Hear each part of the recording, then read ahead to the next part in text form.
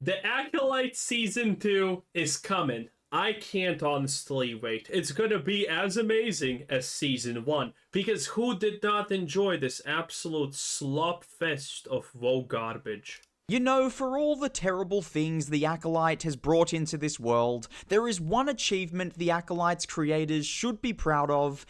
You know what I don't understand about this scene, by the way?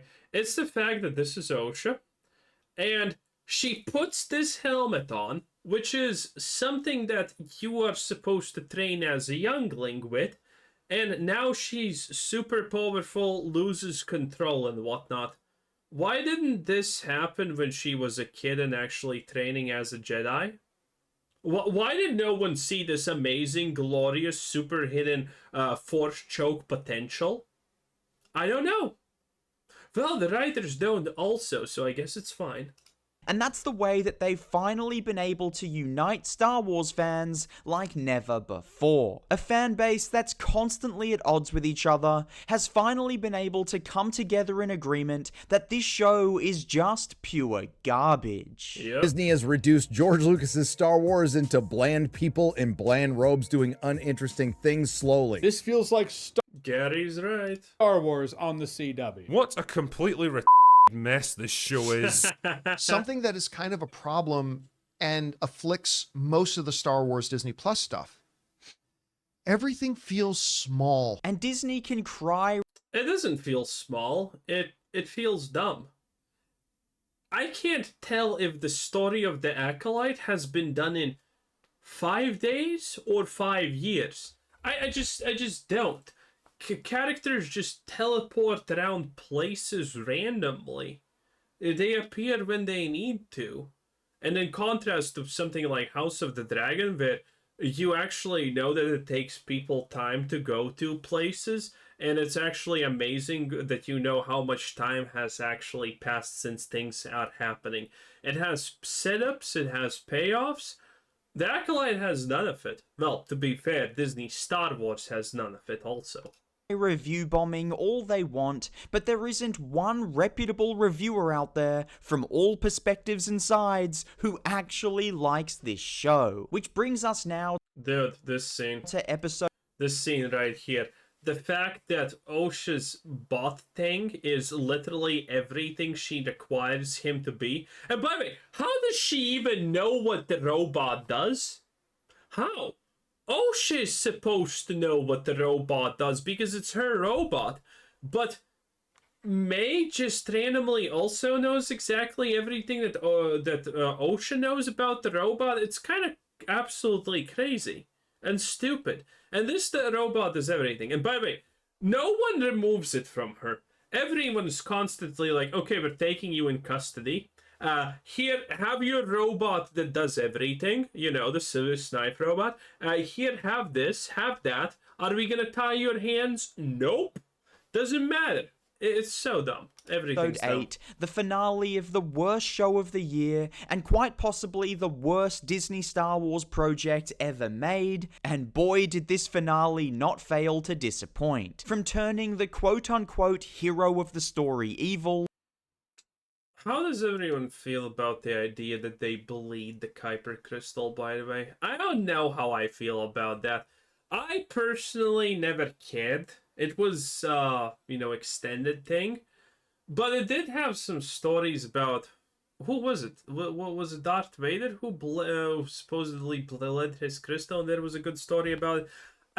I don't even know. Also, the fact that the lightsaber just gets thrown and it smashes for some stupid reason. It's like, wait, what does that even have to do with the fact that that it turned red? Does it have...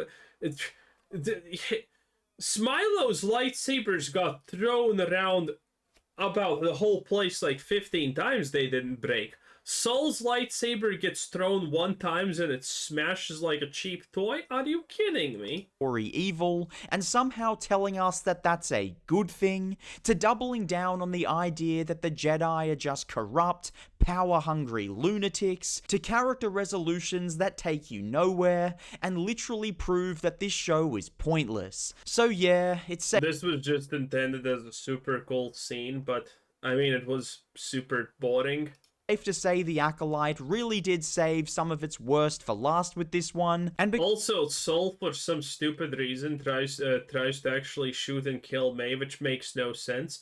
So, one of the things that they establish in the 8th episode is the completely baffling, stupid idea that they cannot prove divergence unless they have both of the twins.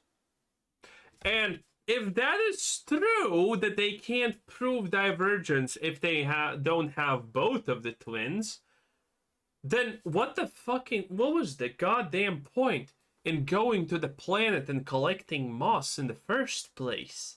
Why was the Wookiee going around with a metal detector? I mean, they're there because the planet is springing to life, which is kind of a sign of the divergence, supposedly, right? But didn't actually happen in the prequels. For some reason, that wasn't the thing and whatnot, so that's questionable. But yeah, anyway, back to the Acolyte. But what was the point in collecting moss and being on that planet if the twins are the only thing that can prove divergence? It makes no sense. How are the twins the only thing that can prove divergence? You were not that planet hunting moss and metal detecting stuff because you needed to find divergence. What do you mean the twins are the only reason you can prove divergence? worst for last with this one, and because we already know that Disney are gonna claim that the only people that hate this show are bigots, to shut down that argument and deliver the most bulletproof argument. 1 minute of screen time, already best character. Only black character without dreads, by the way. Insane. Best intonation, best pronunciation of his lines, best facial expressions. Literally, the guy has been on screen for less than a minute total in 8 episodes. Already best character. Crazy. For why this show just sucks, I'm going to choose to keep my review. Look at that. You can actually feel the dissatisfaction in this man's face, and the seriousness, and the vitriol he feels while saying this.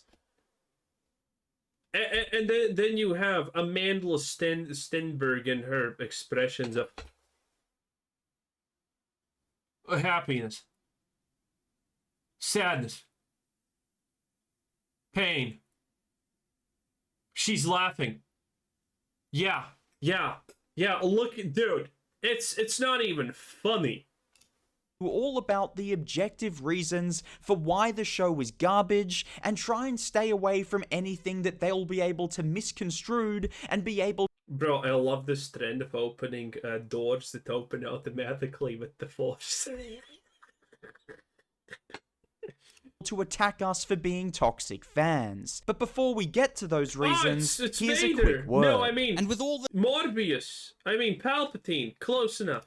terrible entertainment that's out there, it can be easy to feel down or upset, but a great way to boost positivity or just pay following month you find this QR below on my description to get 50. That's in Events of episode 6, and the episode kicks off with a bunch of boring, uninspired conversations, but all you need to know is that both the Masked Sith and the Jedi are. Bro, I was watching, I think it was Nerdrotic Nick Snooner, and I missed this, but I heard this opinion. Okay, I think it was with Al Gore. I missed this completely, but now looking back at it, I'm like, holy shit, it's actually right. Squid Game's pronunciation of English and accent are getting worse and worse the more they are closer to the end of the series. At the start, it's kind of like, oh, okay, you can tell that there's an accent, right? You can easily tell that. But at the end, it's like he's almost speaking Chinese, boy. It is crazy. How does his accent get worse over time? Are heading to the old lesbian family home of Osha and May, in which we can see that a massive showdown is going to take place. Hell and then yeah. once both groups get there, we have some drawn-out fight sequences. Oh yeah, and again, this is also something I missed, but it's a great point. Bruh, the generator exploded. What do you mean she's hot firing shit? And by the way, this is also a thing that I think is absolutely hilarious about Ocean, the writing of the show. It's the fact that they actually go so far in the show to try and establish her at the very beginning as not a Mary Sue, aka her whole backstory of being a Metnik in all the first 10 minutes of the first episode is essentially just them trying to make it out that she's really good with technology and things. But the thing is, it never comes into play. It literally never comes into play. Even though they actually spend so much time trying to establish that she's not a Mary Sue. She had Jedi training, that's why she can fight. She's not super powerful in the Force, but it's coming back to her. She's good at technology and all of this crap. And none of that is ever used, okay? None. And furthermore, they even throw it all away in episode 3 and 7. That, you know what they do? They goddamn show her just being a prodigy as a child anyway, which makes no sense. We have some. And there's so many situations where they actually do setups like this. And they do reverse setups also. The other one is the tattoo on her shoulder that she has. They made sure that you notice in the first episode, because that's supposed to be how you can differentiate between May and Osha, even though there's a giant tattoo on one's head, you know? But despite that, there's a tattoo on the arm. And the funny part here is about that, the fact that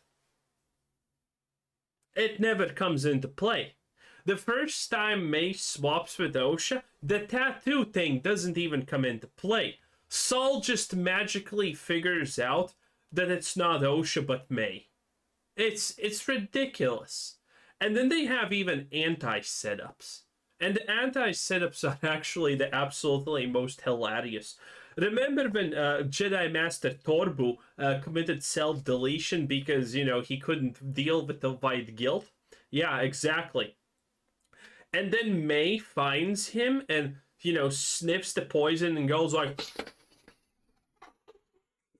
oh, yeah, that's from my, yeah, that's definitely from my plan. Oh, baby.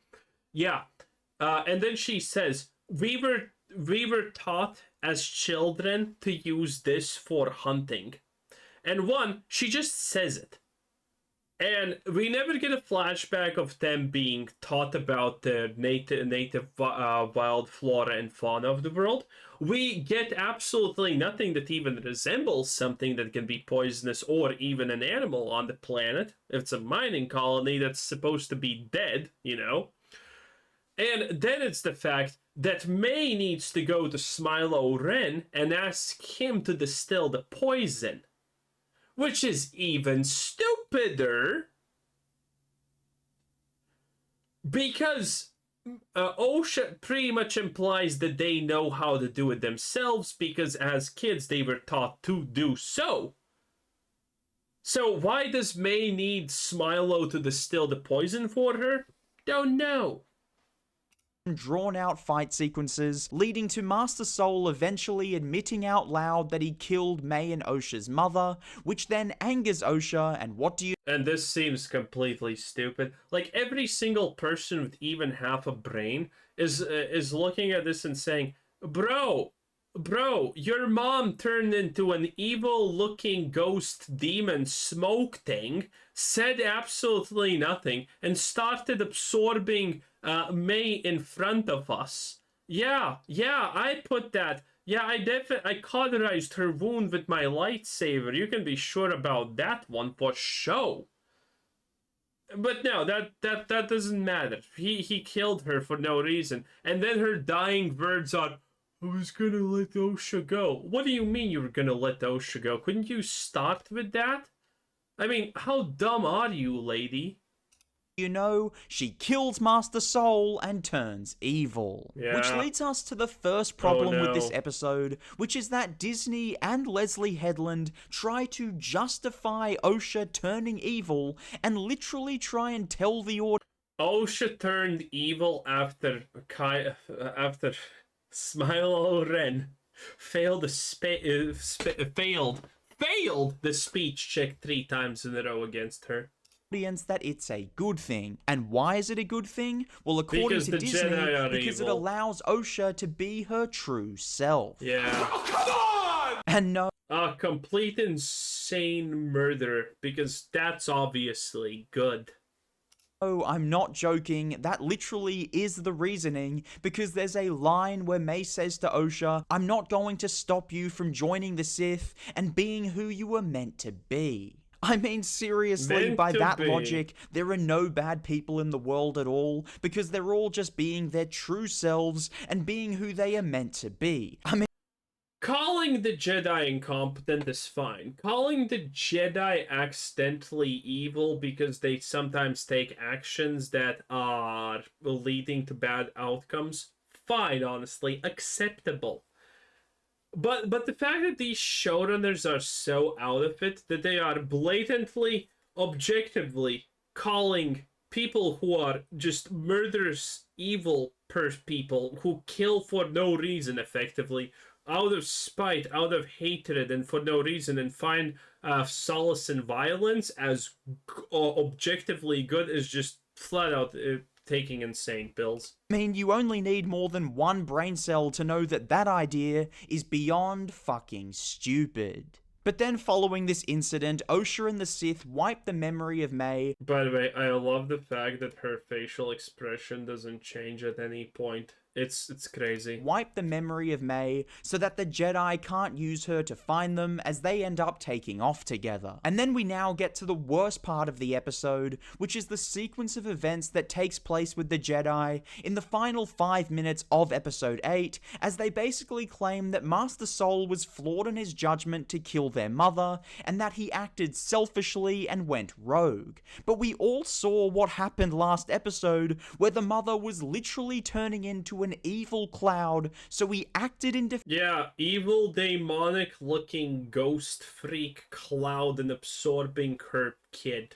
defense and wanted. Also, I find it extremely funny how Master Soul is creepily saying that Osha is his destiny, but at the same time May runs out and he's like, Osha!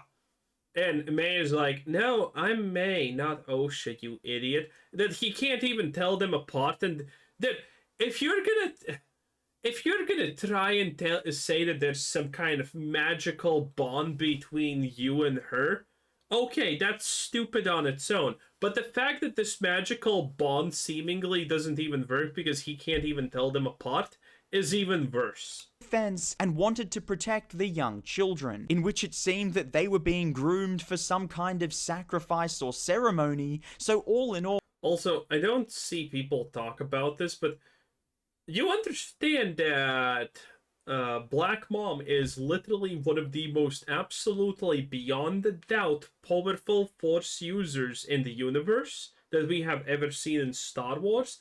Most likely top 5, easy peasy. Because you need to look at her feats, right?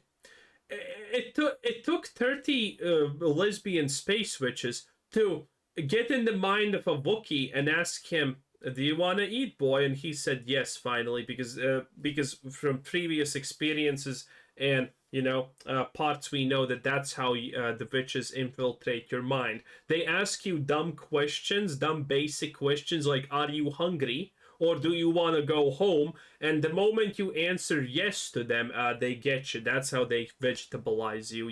Potato instantaneous. It took 30 lesbian space witches to just mind wash the Wookiee. And the Wookiee, let's be completely real, probably doesn't have a lot of mind to be washed, okay? Let's be completely honest here. But she could have a normal conversation with a Jedi, be absolutely unnoticed, and vegetabilize this guy right here, everyone's favorite Torbu. She literally just vegetabilized the guy instantaneously while having a conversation with the Jedi. While it took 30 to brainwash a Wookiee, you understand how insanely powerful she is supposed to be from that. She is literally easy top 5 strongest Force users ever seen. Like, she's god tier almost. Ceremony, so all in all, he literally did his job as a Jedi. Master Soul literally did what the Jedi are there in the universe to do, but apparently that was just toxic masculinity or some shit, and he was just a rogue Jedi. I mean, right. seriously, this show really did save its absolute worst for its absolute last. Because then following this, in the very final scene of the episode, and the very final scene of the entire season, we see the Jedi go to meet Yoda. Yay! Once again, retconning Bro, I love that they're gonna destroy Yoda. It's gonna be everything great. that ever happened in Star Wars, because either Yoda had a run-in with the Men in Black, or he just chose to keep all this insane information private. Who knows? The one thing we do know for sure, though, is that this show was absolute trash. So there you have it, that's the plot of episode 8, and that's how they chose to wrap up this awful series. And to make matters worse, it kinda looks like they're teeing up a sequel, which we don't know for sure just yet. Bro, the sequel's happening. Have no doubt. The sequel is happening. Anyway, that's great. Jesse Grant, 10 out of 10. Bye-bye!